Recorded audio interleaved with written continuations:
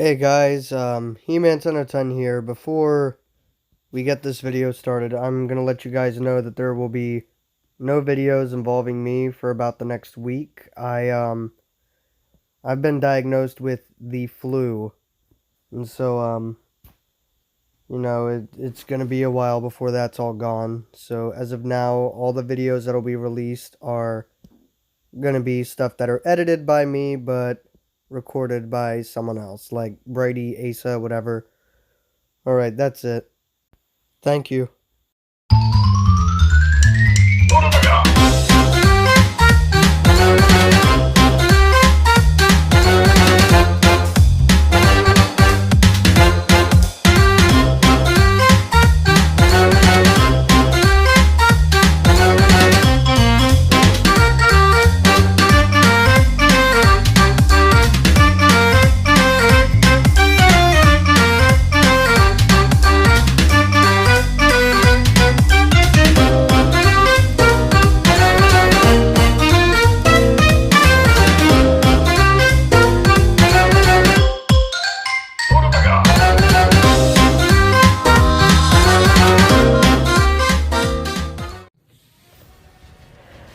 Alright, so apparently I didn't know that there was one more fighter. Actually, I did know. I'm sorry. So let us do it. Hey guys, Brady here, and I know what you guys are thinking. I've been getting countless stuff that says, "You sound so monotone." What, you mean like this? That's my monotone. This is my real voice, okay? You guys gotta realize that this is what you're gonna get. Okay? You guys understand? I'm sorry, I'm being so sarcastic. But anyways, welcome back to Brady's Discussions, where I discuss things. Anything, perhaps. So let's talk about Byleth. Because everyone despises this character. Even though we knew that he and she were going to not suck. So, a little bit of history behind Fire Emblem. Fire Emblem is this RPG series that started out in the mid-80s on the NES. And yes, they started out on the NES. Only in Japan. With Fire Emblem, Shadow Dragon, and the Blade of Light. It wasn't until the Game Boy Advanced era where Americans finally got to play Fire Emblem, with the game simply titled, Fire Emblem for GBA, which later led to some other games like Fire Emblem Sacred Stones, Fire Emblem Fire Emblem Sacred Stones for the GBA as well, Fire Emblem Shadow Dragon for the GBA, no, for the DS. That's for the DS. Fire Emblem Path of Radiance for the GameCube, Fire Emblem Radiant Dawn for the Wii, Fire Emblem Awakening for the 3DS, Fire Emblem Fates for the 3DS, Fire Emblem Echoes Shadows of Valentia, I always get that confused, also for the 3DS, and they also had a spin-off called Tokyo Mirage Sessions Sharp FE. Or hashtag FE. Look it up. It looks really interesting. It's basically a crossover of Shin Megami Tensei and Fire Emblem. In fact, that's actually what it is. A Shin Megami Tensei and Fire Emblem crossover. It wasn't until 2017 in Japan when Fire Emblem fans were greeted with the next mainline Fire Emblem character, Fire Emblem game, Fire Emblem Three Houses. And later in 2019, we got that game. Except, it came out 2 years after its Japan release. And we all know Fire Emblem is an incredibly popular series in Japan. We're all aware of that by now. But in the far course of 2020, January 2020, I believe, or February, I could be wrong. We were graced with the 5th and final character to be included in the first Fighter Pass. So far, we've had Joker, Hero, Banjo-Kazooie, and Terry Bogard, which I've covered all 4 of those, including Piranha Plant. even though Piranha Plant is not in the Fighter's Pass. Very sad. Hello, darkness, my old friend. So we were like, Sakurai posted on every social media that he had, Twitter and Instagram, and yes, Sakurai has an Instagram account for some reason. I have no idea why, but he's got it, so apparently Instagram exists in Japan. What a relief it does. He was like, I'm gonna be showing you guys the next fight. At least that's what his voiceover guy would say.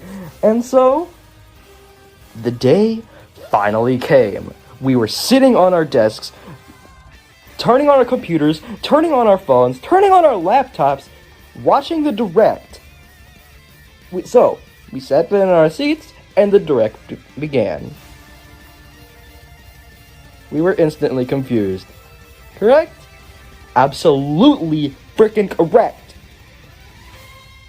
When Byleth showed up on screen, people either did one of three things.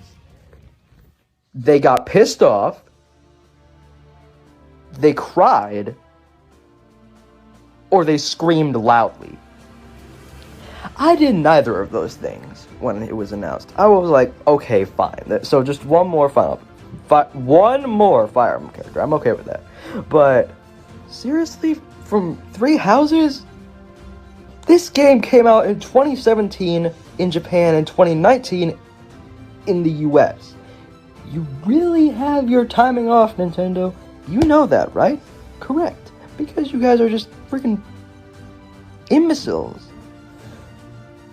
No wonder they didn't release Earthbound and DKC on the SNES servers. Still waiting for that, by the way. So people were pissed. Pissed. To think that we would get someone like Crash Bandicoot, Shantae, maybe Gino, probably Rayman, even though he's a...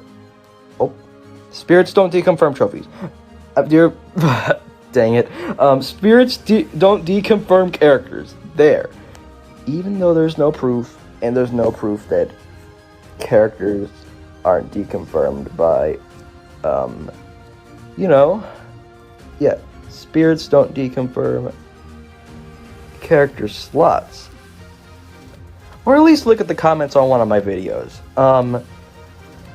Alright, so Byleth finally came out with new spirits under his belt, of Edelgard, Dimitri, and Claude, whatever his name is, and other characters like Sothis, Setith, and others.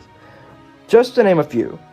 And I've actually been playing this game, and it's actually pretty good. I mean, it's nothing perfect, but it's good. I mean, this is my very first Fire Emblem game, and I'm loving it so far. So, we played as Byleth, strongest person in the Fighter Pass. Surely we've had Joker being semi-strong, Hero being broken as frick, Banjo being fast and strong at the same time, Terry also being strong while also being incredibly agile. And then we've got Byleth.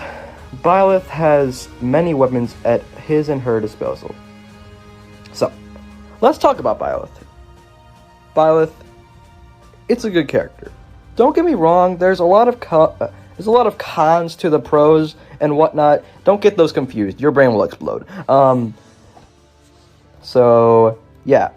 There's actually different costumes that hint at the three characters as well as three houses, considering that there's three characters and there's three different houses you could teach. One of the costumes hints at Edelgard, one of the costumes hints at Dimitri, and one of the costumes hints at Claude.